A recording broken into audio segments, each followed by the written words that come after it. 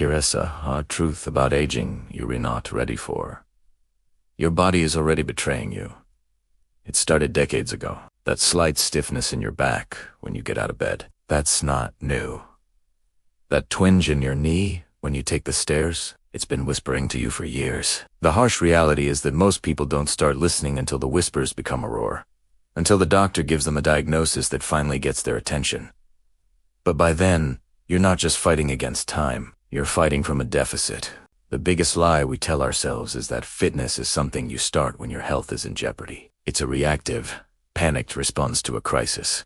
The truth is, the work you do in your 20s, 30s, and 40s isn't about looking good on a beach next summer. It's about buying your freedom for your 60s, 70 segundos, and 80s. It's a long-term investment in your physical autonomy, your ability to live a life not defined by limitations, but by possibilities. It's about deciding today what kind of old person you want to become. Think of your physical capacity as a retirement account.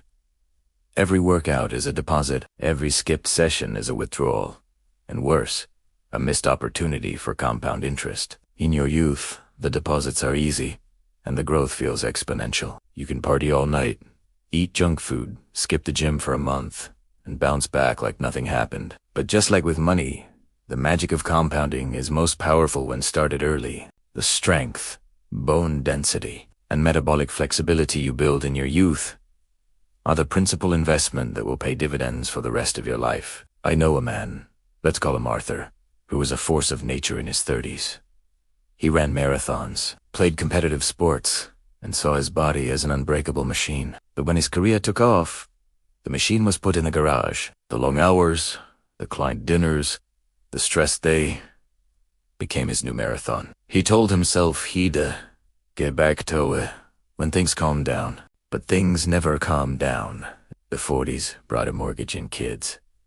The 50s brought promotions and more responsibility. One day, at 58, he tried to play a game of pickup basketball with his son. 2 minutes in, he tore his Achilles tendon. The recovery was brutal, not just physically, but mentally. He was confronted with the ghosts of the man he used to be, and the frail reality of the man he had become. He didn't just lose a game, he lost the illusion that he could pick up where he left off. The account was overdrawn. Conversely, I know a woman, a client named Eleanor, now in her late 70s. She never ran a marathon. She was never a star athlete. But starting in her late 30s, she made a simple, non-negotiable contract with herself. Move intentionally for 30 minutes, 3 times a week. Some days it was a brisk walk. Some days it was a dance class. Later, it became Tai Chi and lightweight training. It was never about intensity. It was about unwavering consistency. Today, she travels the world, gardens for hours, and can get on the floor to play with her great-grandchildren and stand back up without a second thought.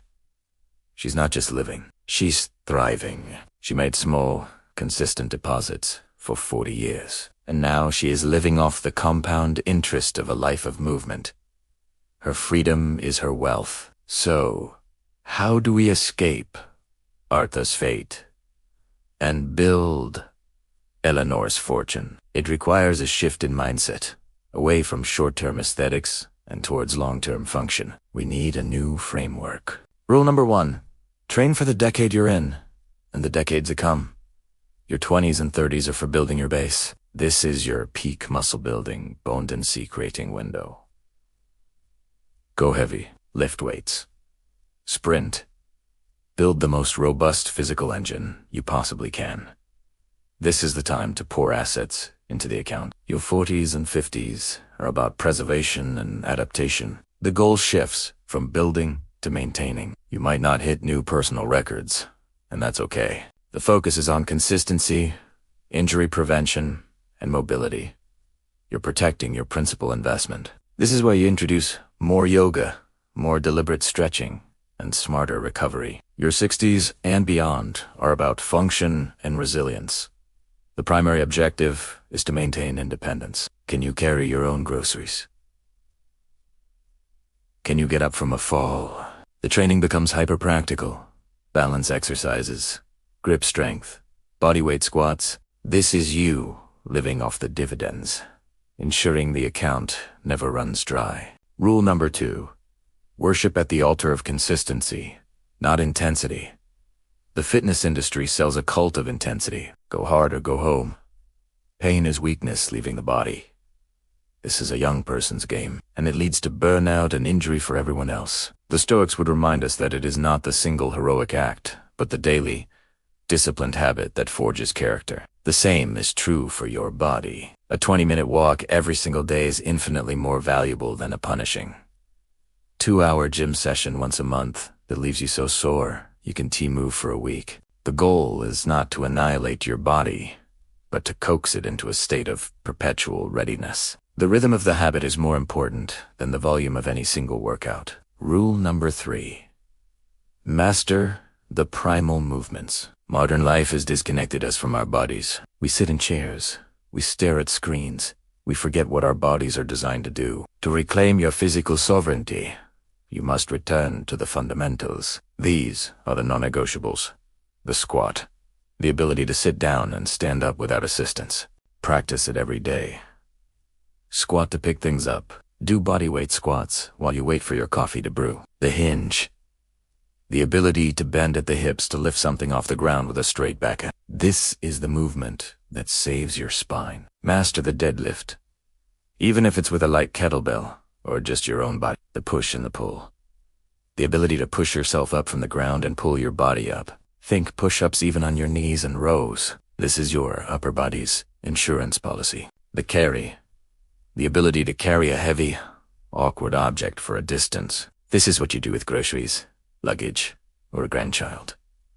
Practice farmer's walks. Now, we must place some ethical guardrails around this pursuit. This is not about a narcissistic obsession with the self, a desperate attempt to cling to youth. Jung might call that a fixation with the puer aeternus, the eternal child who refuses to age. That path leads to despair.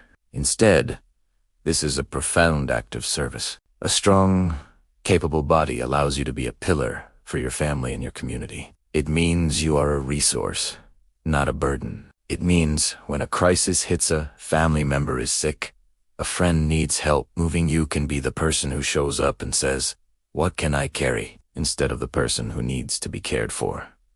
Your strength is not just for you. It is a gift to those you love. So here is your playbook. It's simple, but not easy. First, if you're under 40, your mission is clear. Get strong. Find the Simple Progressive Strength Training Program and follow it with religious devotion 2 to 3 times a week. Build the engine. Make the big deposits. Now don't wait. Second, if you're over 40, your mission is twofold. Maintain your strength and master your mobility.